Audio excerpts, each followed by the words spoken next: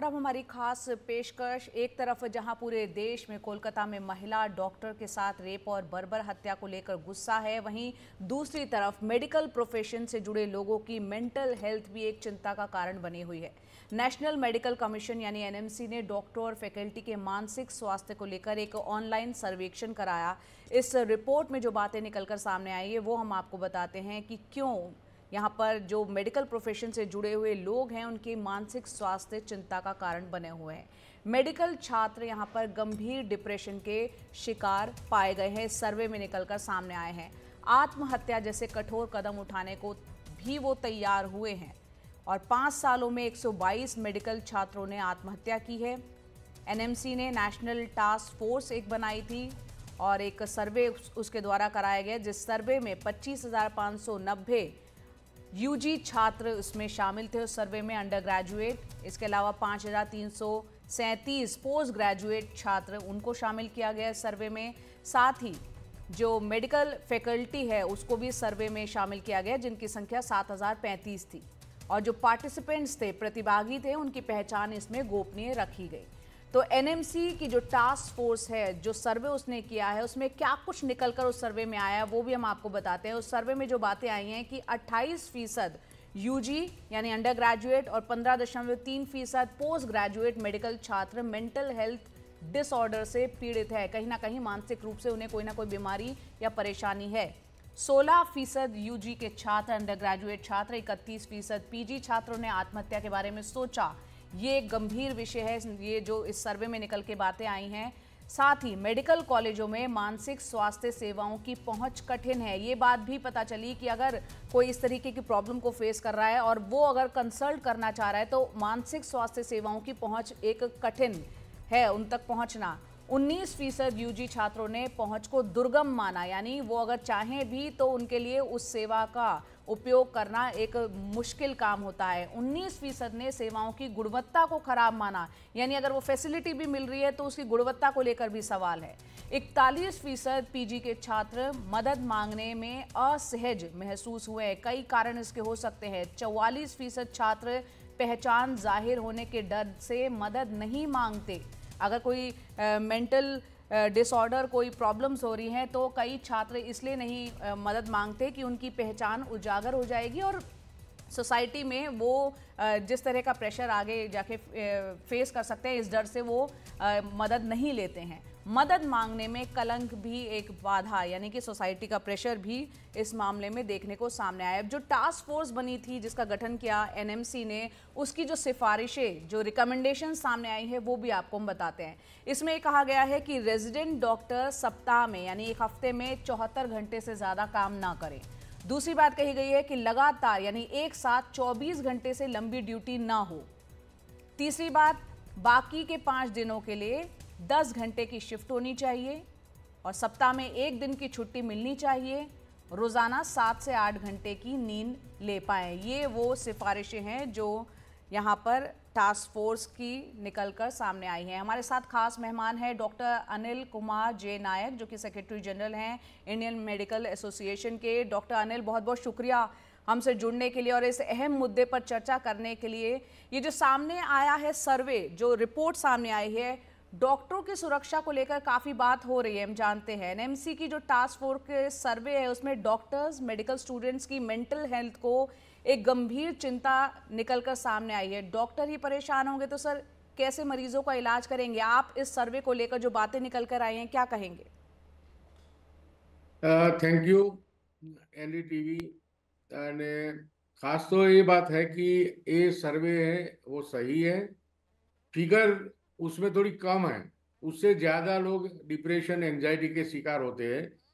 UG में आपने 28% बताया, लेकिन जो सर्वे है स्मॉल पैकेज है, क्योंकि 2-3 हजार लोगों का, 20 हजार का, लेकिन हमारी संख्या 20 लाख से ज्यादा डॉक्टरों की है। तो उसका मैं मानता हूँ कि एमबीबीएस में मोर देन 28% लोग एंजाइटी और डिप्रेशन के शिकार होते हैं।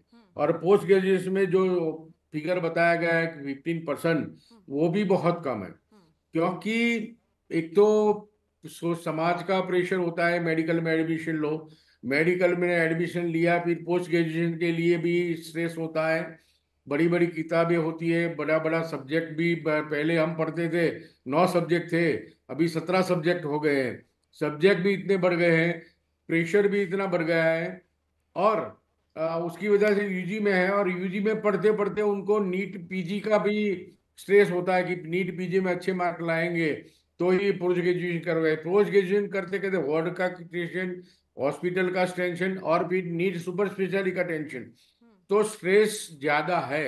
वो मानता हूँ। सुसाइड की जो आकांक्षा है कि भी सुसाइड करने की उनको विचार आते हैं डिप्रेशन में जाने के, वो भी गंभीर बीमारी है। बहुत स्टूडेंट सारे सुसाइड कर रहे हैं। उनके लिए हम गुजरात में भी और आईएमए द्वारा उसका सर्वे भी कराया जाता है, और उसको मोटिवेशनल स्पीकर के पास लाके हमने साउथ इंडिया में केरला और तमिलनाडु में आईएमए ने वो हेल्पलाइन भी रखी है डॉक्टर कि अनिल, भी यहाँ पर भी एक कोई बात ऐसा और जो डिप्रेशन निकलकर हो। सामने आई है, एक बात और जो निकलकर सामने आई है, जो और ज़्यादा गंभीर और चिंता पैदा करती है कि अगर कोई मेंटल, कोई डिप्रेशन की बात हो, एंजाइटी हो, शिकार हो रहे हैं ये छात्र, तो वो मदद लेने में हिचकते हैं, या अगर मदद मिलती है तो बहुत मुश्किल से मिलती है, और जो मिलती भी है तो उसकी गुणवत्ता को लेकर भी सवाल है, यानी कि वो भी प्रॉपर नहीं होती है। ये भी एक बात है। सही बात है कि मदद लेने में वो हिचकिचाते हैं, क्योंकि अब उनको लगता है कि मैं कैसे अपनी जात को बोलूं कि मैं एंग्जाइटी में हूँ, डिप्रेशन में हूँ। और फी का टेंशन होता है, पेरेंट्स का टेंशन होता है, तो उसकी वजह से वो हेल्प नहीं मांगते। लेकिन हमने अननोन नंबर से हमने दिया है नंबर वो, तो जैसे उनकी परख नहीं होती, जैसे हम कन्फेशन करते हैं चर्च में, वैसे हमने ऐसी हेल्पलाइन डिस्क्लोज बनाई है नहीं करते हैं। कि उनका परिचय नहीं होगा और हेल्प कर सकते हैं। हम काउंसलिंग करके जितने हो सके, हमने पिछले 2 सालों में लगभग 500 से ज्यादा मेडिकल स्टूडेंट और पोस्ट ग्रेजुएट स्टूडेंट को हेल्पलाइन से मदद की है, और वो लोग बाहर आए हैं। स्ट्रेस का दूसरा हमारा आईएमए का सर्वे था, जी। उसमें देखो कि भारत जब आजाद हुआ तो सर एवरेज लाइफ स्पान, आयुष्य हमारा भारत वालों का 35 से 40 साल ही था। Average 35 year for male, 40 years for female. जी। आफ्टर 75 ईयर्स, 77 ईयर्स, अभी हमारा एवरेज लाइफ स्पान है वो 65 मेल पे है, 70 फीमेल का है। डॉक्टर तो अनिल। बढ़ा है, आयुष्य जी। डबल हुआ है। जी डॉक्टर लेकिन अनिल। जी जी, यहाँ पर आपसे ये भी समझना चाह रहे हैं, क्योंकि ये मेडिकल फ्रेटर्निटी, चाहे फैकल्टी हो, चाहे छात्र हो, चाहे डॉक्टर्स हैं, इन सर्वे में जो है सभी को इन सैंपल्स में लिया गया है और उनकी आइडेंटिटी को डिस्क्लोज नहीं किया गया है। आप थोड़ा हमारे दर्शकों को बताएं कि डॉक्टर्स जो है वो किन हालात में काम करते हैं जिसके कारण इस तरीके के मेंटल इश्यूज उनको फेस करने पड़ते हैं। सतत स्ट्रेस और पोस्ट ग्रेजुएशन में तो आपने बोला कि उन्होंने बताया 24 घंटे से ज्यादा ड्यूटी नहीं हुई। जो लड़की का रेप और मर्डर हुआ 36 घंटे से ड्यूटी पे थी, 36 आवर से। तो पोस्ट ग्रेजुएशन में इतना स्ट्रेस लेते हैं, एग्जाम का टेंशन, परिवार का टेंशन, हॉस्पिटल में पेशेंट का टेंशन, पेशेंट के रिलेटिव डांटे उसका टेंशन, हमें काम जो लेना है रेसिडेंट डॉक्टरों को और विद्यार्थियों को, तो वो गवर्नमेंट सेक्टर के जो स्टाफ होता है उसका भी टेंशन, वो काम नहीं करे कैसे काम कर रहा है।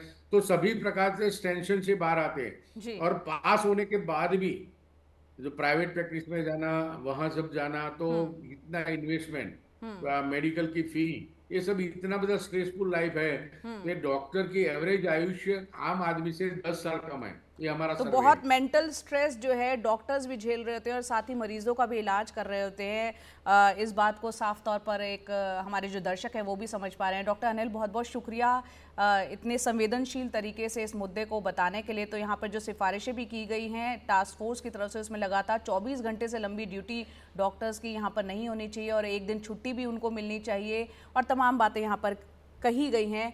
फिलहाल एक ब्रेक ले रहे हैं, इस तरह के विषय आपके सामने लेके आते रहेंगे और चर्चा करते रहेंगे। एक छोटा सा ब्रेक, जल्द हाजिर होंगे।